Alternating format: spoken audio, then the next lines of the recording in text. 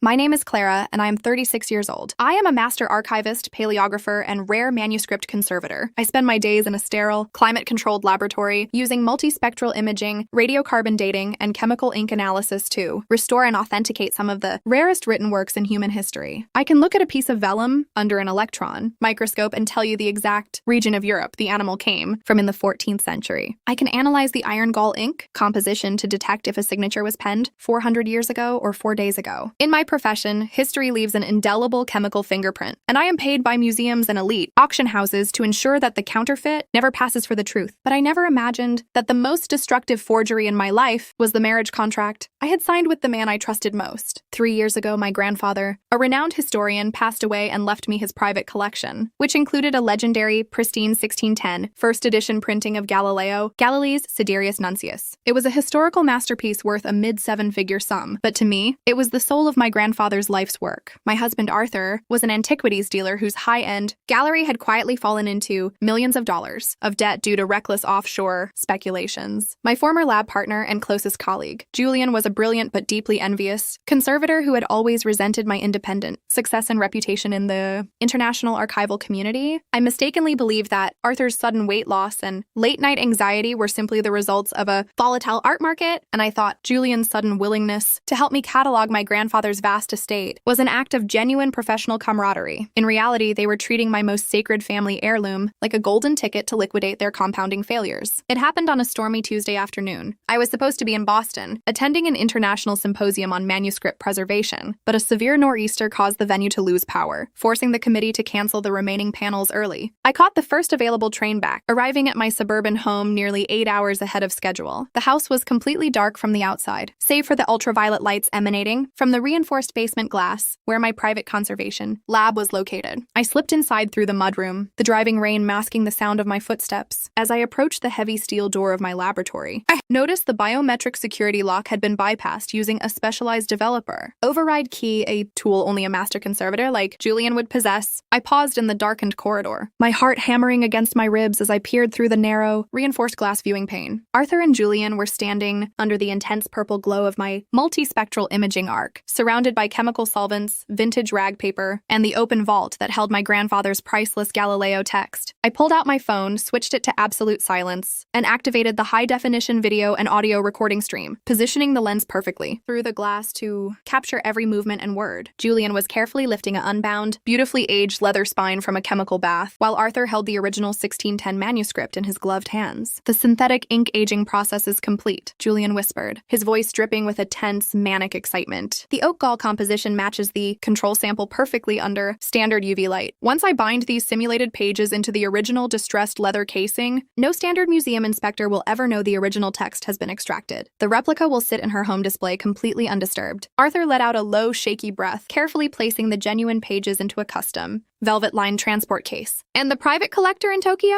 Is the wire transfer locked?" Julian nodded with a cold, triumphant grin, stating that the $5 million payment was already held in an offshore escrow account in Macau, waiting for the physical verification of the authentic pages tomorrow morning. Arthur replied with a chilling, detached calm, telling Julian that they would stage a specialized water pipe burst in the basement next month, destroying the lab and ensuring the insurance company paid out a secondary multi-million-dollar claim on what everyone would believe was the authentic Galileo text, leaving me completely brokenhearted but entirely oblivious. I stood in the freezing concrete hallway, a wave of profound nausea washing over me as the absolute depravity of their plan became clear. The husband who kissed me goodbye that morning and the colleague who had shared my academic journey for a decade were systematically dissecting my family's history, plotting to sell a priceless artifact to a black market collector, and planning to commit massive insurance fraud at the expense of my sanity and career. The emotional impulse in me wanted to smash through the glass and scream, but my analytical training completely took over, turning my mind into ice. I knew that if I interrupted them now, they would claim they were just studying the text, and the real pages would vanish into the night. I needed them to complete the transaction, so the criminal chain of custody would be legally ironclad. I silently backed away from the door, walked out into the pouring rain, and drove directly to the regional FBI field office, where I had previously consulted on international art theft cases. The following morning at 9 a.m., I walked into my house pretending to have just arrived from the train station, looking intentionally exhausted from the fictional travel delays.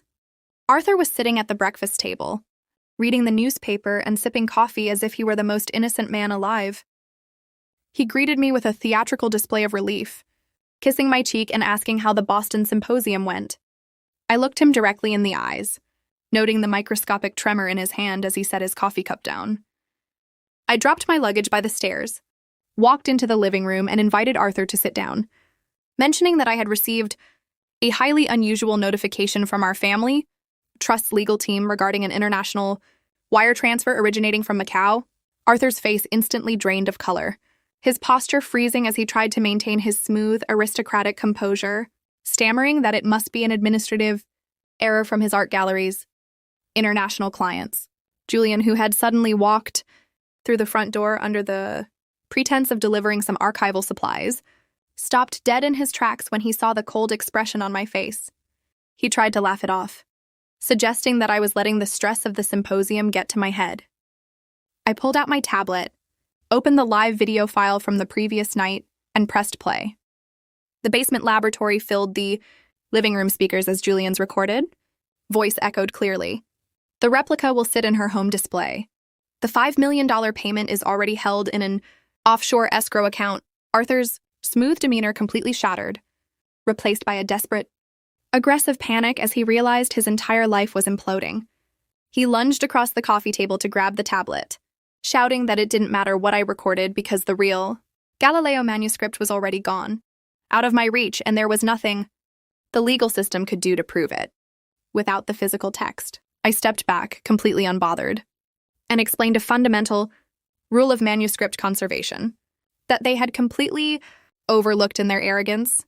I revealed to them that 3 months ago, when I first cataloged the collection, I had treated the margins of every single authentic page with a proprietary, completely invisible chemical compound that only reacts to a highly specific, restricted infrared frequency that my own lab designed. I looked at Julian, whose eyes dilated with sudden horror, and told him that the text they spent the last 12 hours meticulously copying and packing into their transport case wasn't the original 1610 printing at all. I had anticipated Arthur's financial desperation months ago and had moved the genuine Galileo manuscript to a high-security vault at the university archive. The book they had stolen from my laboratory safe was a high-fidelity museum facsimile I had created last year for public exhibitions. Before Arthur or Julian could even formulate a response, the large bay windows of the living room flashed with red and blue lights. 4 federal agents from the FBI's art crime team and 2 state marshals entered the residence, with their badges displayed. The video recording, combined with the explicit paper trail of the offshore Macau account and the physical possession of the counterfeit text, gave the federal authorities everything required to execute an immediate arrest for international wire fraud, attempted grand larceny, and criminal conspiracy. Julian collapsed onto his knees, weeping hysterically and screaming that Arthur had pressured him into the forgery. While Arthur was slammed against the wall by the federal agents, the heavy steel handcuffs clicking tightly around his wrists, he stared at me with an expression of pure, unadulterated venom as he was led out into the blinding daylight, his reputation, his gallery, and his freedom completely destroyed by his own greed. 6 months later, the federal court delivered its absolute judgment. Because the conspiracy involved an artifact of international historical significance and an attempted multi-million-dollar fraud, the judge exercised the maximum sentencing guidelines. Arthur was sentenced to 8 years in a federal penitentiary with no possibility of early parole. His gallery liquidated, entirely to pay off his massive debts and legal restitution. Julian received 5 years in a medium-security facility. His academic credentials, publishing history, and professional conservation license permanently canceled worldwide. I retained full control of my grandfather's estate, divorced Arthur under the state's criminal fault statutes, and donated the authentic Galileo manuscript to the National Museum, ensuring it would be protected for generations to come. Now, whenever I sit in the quiet sanctuary of my laboratory, analyzing the ink of ancient texts under the microscope, I am reminded that the truth cannot be forged. Human beings can attempt to replicate love, construct elaborate deceptions, and counterfeit their loyalty, but under enough light and scientific scrutiny, the fake always degrades, and the true fragment of history remains unblemished.